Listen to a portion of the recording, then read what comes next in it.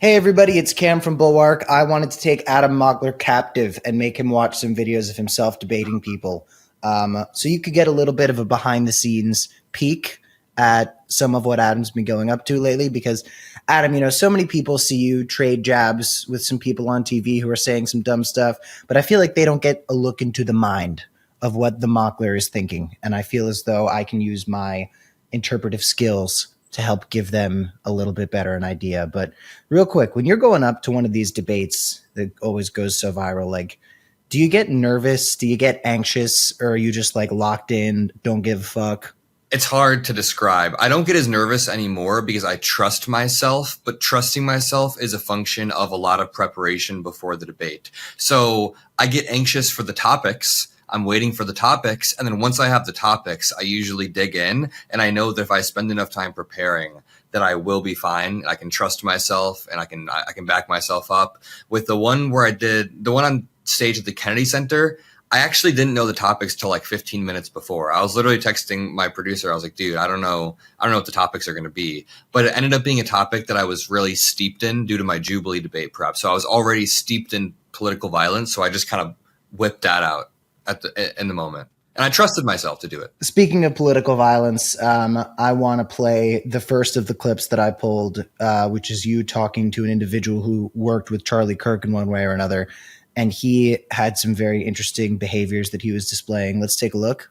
Listen, there has been a trend of, I think, let's just say, let's be gracious and say, in the era of Trump, maybe it's a reaction to Trump. I'm open to those discussions. But there is a justification for political violence. It shows up in every poll, and it's coming from progressives. I have spent all of my formative years watching the President of the United States talk about the opposition party like they shouldn't exist. His claim to fame in U.S. politics was saying that Obama wasn't born in America. That is how he entered the political stage. He was famous before that, but that was his claim to fame. He was the first presidential candidate to ever chant "lock her up" on a political stage. He tried to coup our government. And I live in this, let me finish. Listen. I live in the city of Chicago. Donald Trump over the past 2 months has not only posted an AI video of Obama being arrested, but then after that, he posted an AI image of Chicago being invaded. After that, he sent the National Guard to Chicago. So I've spent my formative years watching the president do this. And just think about this. We saw these Nazi group chats, which I'm sure you condemn, right? This Nazi group chat. Well, we can talk about it. Do you condemn it? I want to talk about it. Wait, so when they said gas chambers, when they say gas chambers, you won't. So you're like JD Vance. You just won't condemn this? Well, I actually had JD on the show today. We had a whole conversation. You guys can all condemn this, right? Hell yes. Thank you. Hold on. All right. Hold on. But Chris, can you condemn that? Here's the point, of course. But that's easy.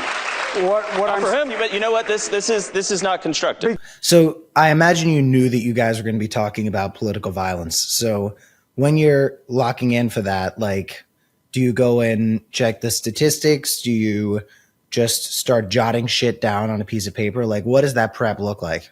That's the one where I didn't know what we were going to talk about until about 15 minutes before. I didn't quite fully understand until 15 minutes before, but I was already steeped in prep about this topic because I was waiting for my Jubilee. It was like 3 days after that. So that was just me on the spot, but I'd already used that exact same talking point on CNN before.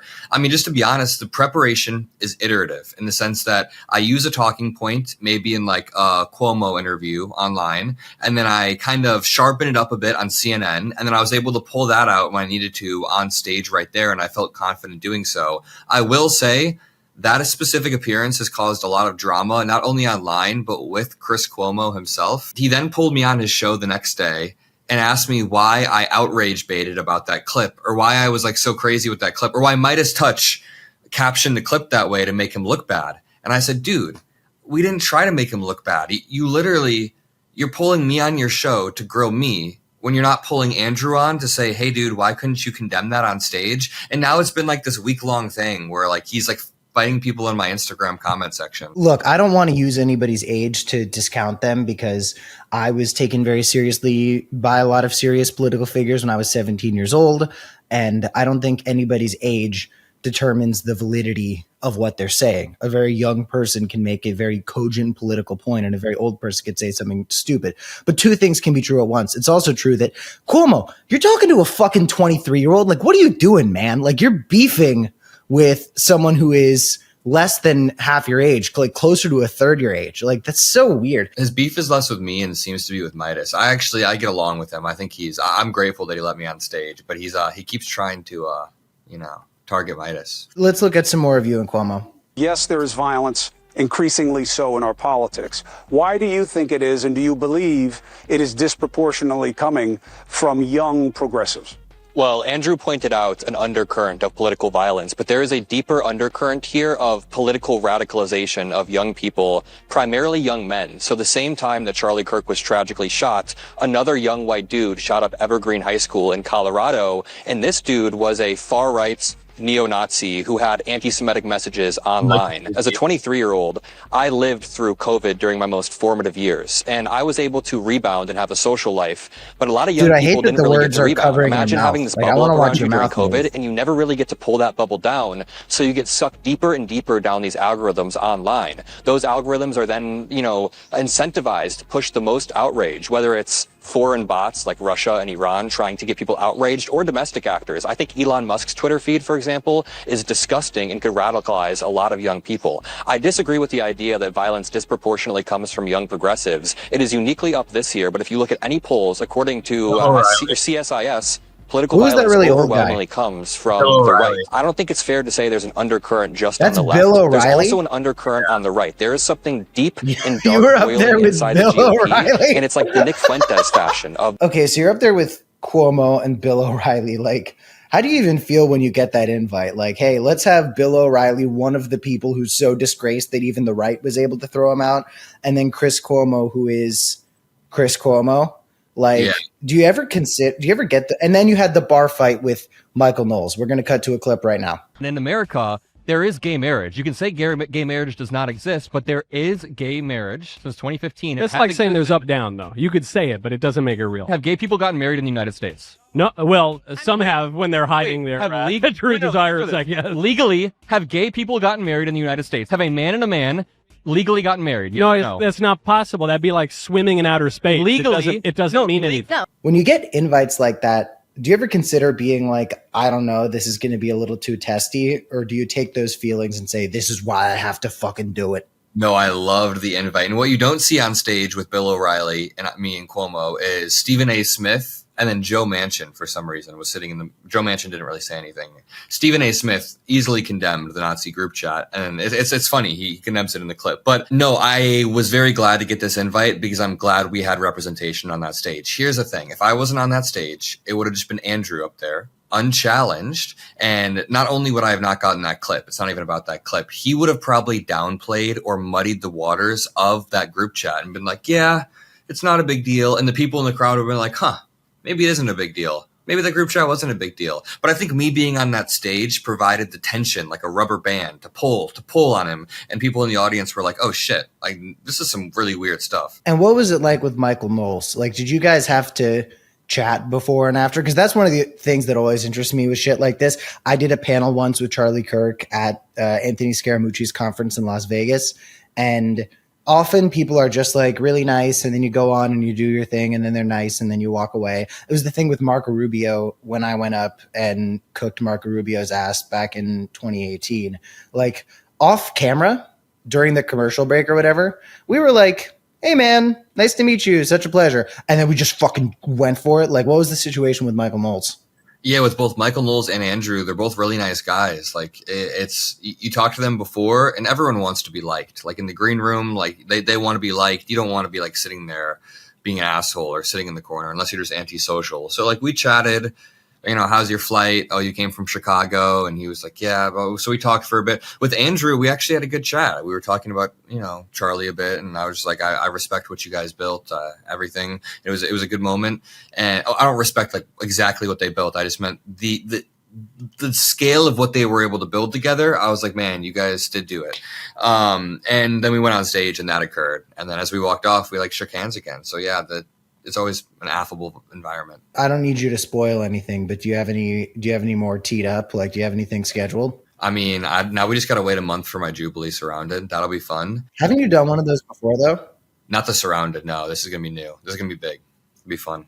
How was it? What, like, because everybody knows the videos of someone sitting down and 20 people comes in and surrounds them. I think maybe the most viral one I've ever seen was Mehdi Hassan talking to the people who were like, yup, I identify as a fascist. What was that experience like kind of mentally? Like, because when I do shit like that, I kind of dissociate a little bit. And I'm like, the only way I'm going to be able to really make it through this is if I just like cut the cord between my brain and my mind for a second and I just let my body kind of go on autopilot. Like, what's going through your head before a fucking surrounded?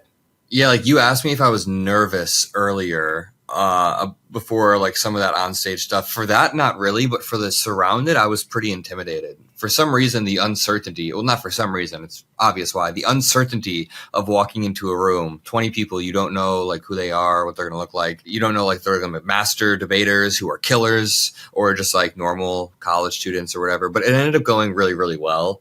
Really well. I had a lot of great conversations. That's interesting because I feel like if you're about to go on with people who kind of do this, that's where, like, if I don't know, if I were you and I had the Kennedy Center thing with these people who have just been doing this forever so much, I feel like I would be more nervous than if I was going up against 20 people who just got like randomly pulled by some booking director. Was it just like the volume of the 20, or was it, you're saying it was like the spontaneity? Yeah, the volume of it, and yeah, the uncertainty overall. Like I remember I was in the green room waiting, and I was like, "Fuck, I don't even know what I'm about to walk out into. Am I just gonna like 20 people that are gonna roll me? Oh shit, are these gonna all be like debate bros who are not gonna give me a break and are gonna pounce on everything I say?" But it ended up being really solid, good faith conversations, and also the length of it. So when I'm on stage at the Kennedy Center, they were like, "Hey, you got 10 up there. After your 10 minutes, you're back." So it's like, okay, I know what I can do in 10 minutes. But when they're like, you're going to be on set for 3 to 4 hours. Make sure you're hydrated before you come on set. It's like, what the fuck's going to happen here? Wait, there was no pee break? No, there was. They're just like, make sure you're like, the advice I got from people was make sure you're well hydrated. Make sure you eat. It's a long shoot. It's tiring. I mean, it's 1v20. Yeah. All right. Well, before we go, I want to play one more clip. You actually sent me this one and I was kind of baffled, and I want to know the context more than anything. But I also want to watch it again. Dante, can you throw it up? Were women created to lead or to follow? I mean, neither inherently. What do you think? What do you mean, neither inherently? I think that a woman can develop into a great leader if she has the skill set, if she gets educated like my mom. If I think a lot of women can be great leaders, but inherently, nobody's a leader or a follower. Some women are going to be more predisposed to following people. I don't think that binary is quite true. Do you think Would you ever follow a woman? Sure. You will follow a woman? Yeah. You will follow a woman. I have a question for you. No, would you follow a woman? Yes. Why are you trying to pin me down on this? I have a question for you. Why would you follow a woman? Say you have a man that is about to take you into a battle that you know you're going to lose. No, why would you follow a woman? You don't believe in God, huh? See, those two things aren't connected. Wait, I have a question. Do you believe in God? No. So why is it that you don't believe God exists? No, probably not. So do you believe in evil? Do I believe in evil? Yeah. Sure, the characteristic of evil, sure, yeah. So you don't believe in good, but you believe in evil. Wait, no. Do I believe in God or good? Good. Oh, I do believe in good. But you believe in good and evil, right? Yeah. So how can you believe in good and evil and not believe in God? Okay, who was that? What? How did you get in touch with this person? That's Jesse Lee Peterson. He's a conservative commentator who's been around for decades doing this. And this guy, I mean, I'm in California still. I filmed that just yesterday. I'm still clipping it up and everything. But yeah, holy shit. He's like really racist. He doesn't even think he's black. He like hates his own race. And a lot of people in my comment section were mad that I went on there. They're like, why would you do this? Why would you ever give this person a platform? First of all, he's had a platform for decades. He's been doing this for a while. And this is a growing sentiment among people in our generation. Even if he's like, not being that articulate with it, people do think that women shouldn't lead. So at the end of the day, I think that making fun of these people or having funny clips like that is great. When I was 16, I saw a clip of this guy debating Destiny, the live streamer. And I remember being like, holy shit, this is the funniest thing ever. And that pulled me down this whole liberal pipeline. And honestly, then I was watching all these debates and everything online. And I was like, oh my God. So I'm just being in these spaces and making fun of these dumb fucks. I think is a net positive, especially when young men think liberals aren't that funny. Yeah, and I guess there's this sort of contradiction in how I feel about all this, because we've talked about this before. Like, I am not a big debate fan because I just think that it's kind of dumb. But then you also look at how like Charlie Kirk and Ben Shapiro were able to win over this generation of dudes, and it was like they were watching clips of people debating. That's what got them into it. That was the way that they got into the whole pipeline.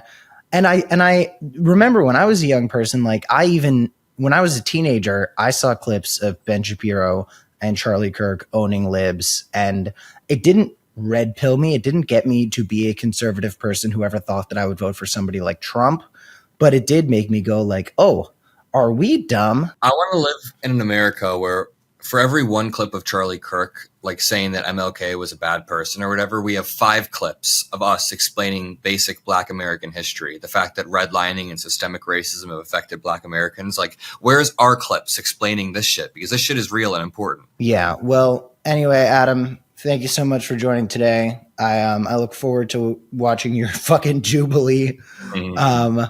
And everybody, you'll be hearing from us soon with Meidas and with Bulwark. We're Cam and Adam. Thanks for tuning in. Love you, brother.